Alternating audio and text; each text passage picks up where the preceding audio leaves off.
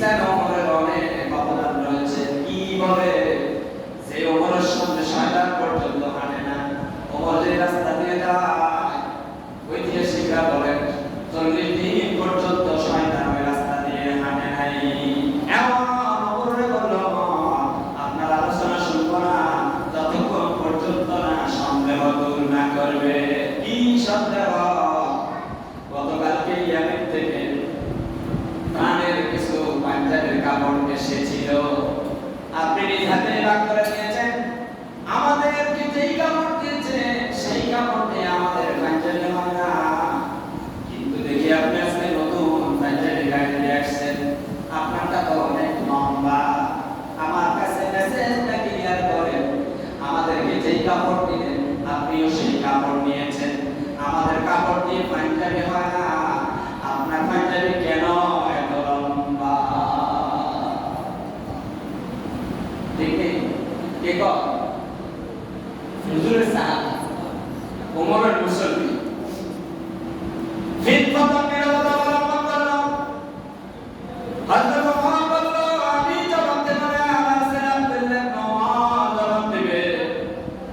আব্দুল্লাহ ইবনে ওমর বলল বাবা রে তুমি একটু দাঁড়াও, তুমি যদি আমাকে এই প্রশ্নের সঠিক উত্তর দিয়ে মুক্ত না করো আমি খলিফা হিসেবে কিয়ামত পর্যন্ত মুসলমানদের জন্য একটা খারাপ দৃষ্টান্ত হয়ে থাকবো।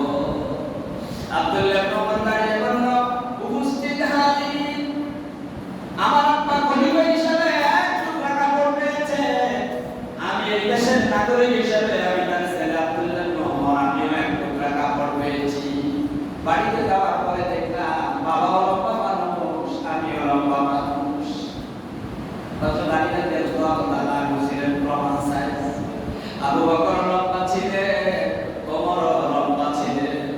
আবু বকর ওমর আলী যখন হাঁটতো হুজুর বলতেন আলী লানা কান্নু, আবু বকর বলতো আলী লানা কান্নু।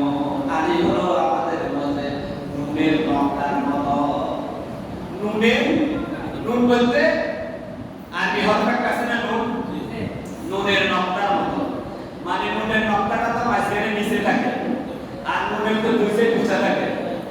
ওমর লম্বা মানুষ, আবু বকর লম্বা মানুষ, আলী রাদিয়াল্লাহু তাআলা তাদের চাইতে একটু মাটি মানুষ ছিল, আদতে মাটি নয়, ওই দুজনের চাইতে একটু খাটো ছিল। তো আবু বকর বলতো আলী লানা কান্নু,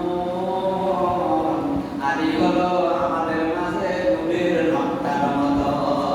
একটু রহস্য করলেন, নুনের নকটা নিচে নলিতা, মানে আলী নুনের নকটার মতো আর আবু বকর আর ওমর হলো নুনের দুই আয়াত। বুঝছেন কি কথা? বুঝুন, আমি সাহাবায়ে কেরাম কৌতুক করতেন, তবে সেটার মধ্যে কোনো কিছু না, গুনাহ ছিল না।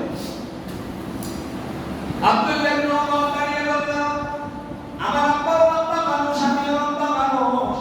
বাড়িতে গিয়ে যখন দেখলাম যেই কাপড় দিল এই কাপড় দিয়ে কারোই পাঞ্জাবি হয় না, আমি বললাম বাবা আপনি যেহেতু ছিলেন জাহানের খলিফা, আমি আমার কাপড়টা আপনাকে দান করলাম, দোনোটা যোগ করে আমার বাবা পাঞ্জাবি ছিলেন, আজকে মুসলিম জাহানের দ্বিতীয় খলিফা কোরবানি আসছে। কথা বুঝছেন? কথা বুঝছেন নি? আর এখন এমপি হতে না হতে হাজার হাজার